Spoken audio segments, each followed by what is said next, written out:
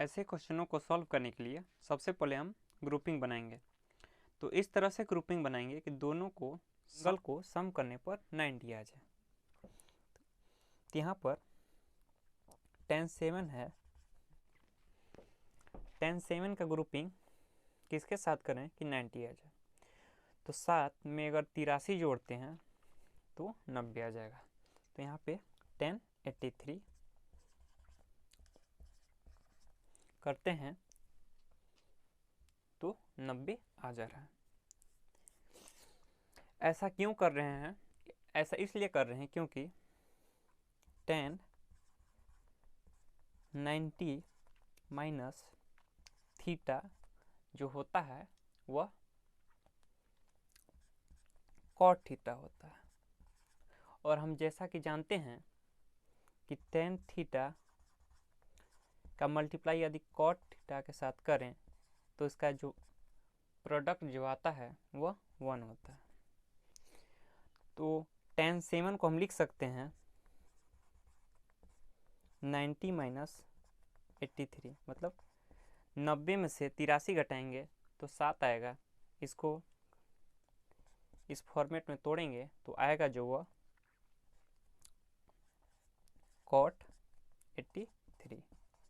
तो यहाँ से कॉट 7 का वैल्यू कितना आया? कॉट 83। तो कॉट 83 और tan 83 बराबर 1 आ जाएगा। और ऐसे ही देखा जाए tan 23 का यदि प्रोडक्ट tan 67 यानी कि 67 के साथ करें तो इसका भी 1 आ जाएगा। और tan 39 का प्रोडक्ट यदि tan 51 के साथ करें तो इसका भी 1 आ जाएगा। 60 डिग्री का जो वैल्यू आता है वह √3 होता है। तो हमने देखा कि tan 7 का मल्टीप्लाई tan 83 करने पर 1 आया और tan 23 का मल्टीप्लाई करने पर tan 67 के साथ करने पर 1 आया। ऐसे ही tan 39 का प्रोडक्ट tan 51 के साथ करने पर 1 आया। तो आपसे tan 7 tan सब का प्रोडक्ट पूछा है, तीनों इन 6 को मिलाकर 1 आ रहा है। और tan 60 का जो वैल्यू होता है वह √3 होता है। तो जो इसका ऑप्शन जो होगा वो ऑप्शन थर्ड जो होगा वह करेक्ट होगा। ऑप्शन थर्ड जो कि है √3 इज करेक्ट। ऐसे क्वेश्चनों को सॉल्व करने के लिए सबसे पहले दिया हुआ 2 sin 60 का जो वैल्यू आता है वह √3/2 होता है। मल्टीप्लाई करते हैं cos 30 डिग्री का जो वैल्यू आता है वह √3/2 होता है। इसको अभी मैं मल्टीप्लाई कर लेता हूँ।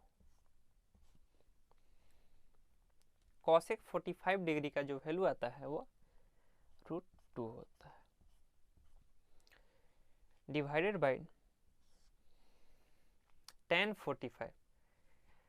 45 यानी कि 1 cos 60 डिग्री यानी कि 1/2 और sin 45 डिग्री। तो sin 45 डिग्री का जो वैल्यू आता है वो 1/√2 होता है। कुछ मैं इसके बाद कट करूँगा तो ये और ये कट हुआ, ये और ये कट हुआ,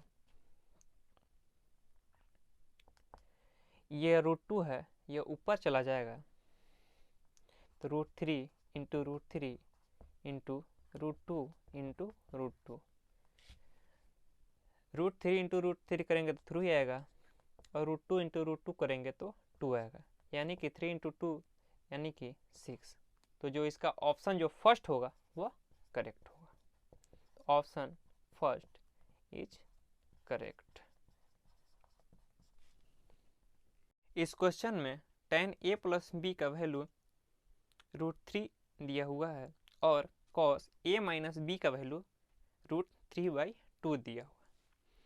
तो जैसा कि हम जानते हैं tan 60 डिग्री का वैल्यू √3 आता है, यानी कि a + b बराबर 60 डिग्री। इसको मैं इक्वेशन फर्स्ट ले लेता हूँ।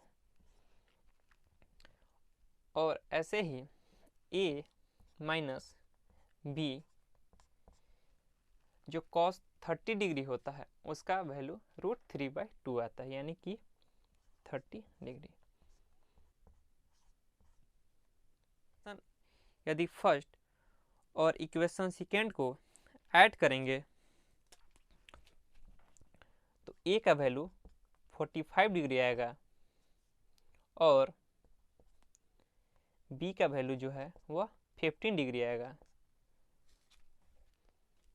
तो जो ऑप्शन ए है वह correct. Option A is correct.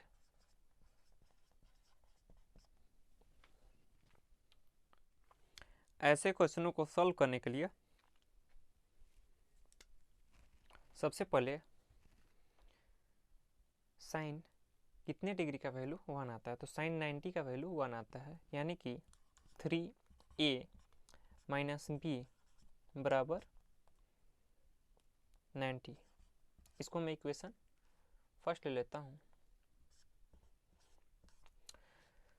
इसी में दिया हुआ है कि कॉस सम एंगल दिया है उसका वैल्यू √3/2 है, तो कॉस 30 डिग्री का वैल्यू का √3/2 आता है, यानी कि 2a - b बराबर 30 डिग्री।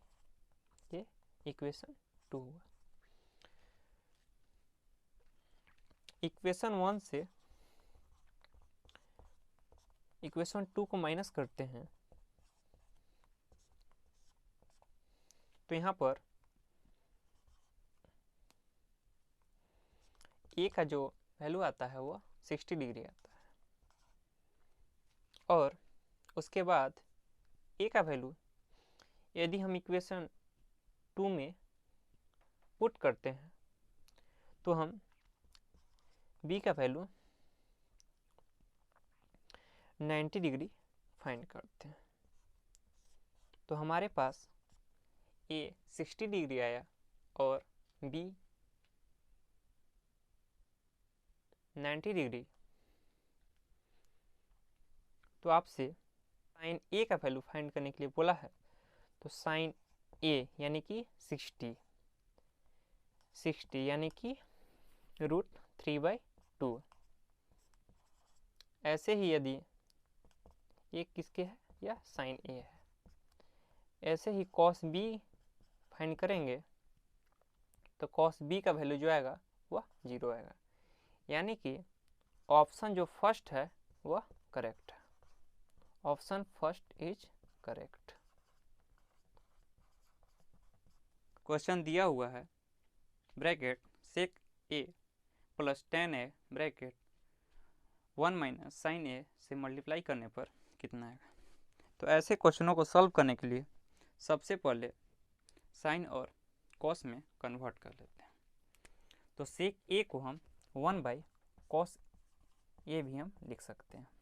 ऐसे ही tan a को sin a/cos a भी लिख सकते हैं, और 1 - sin a।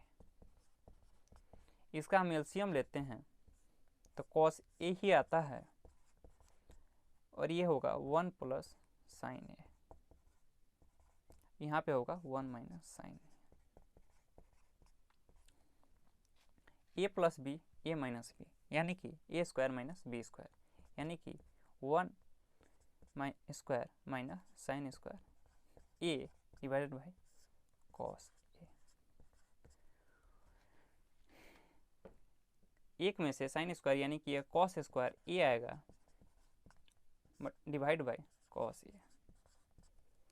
तो यहाँ से एक कॉस कैंसिल हो जाएगा तो आपका आंसर कॉस ए आएगा, यानी कि ऑप्शन जो 4 है वह करेक्ट होगा।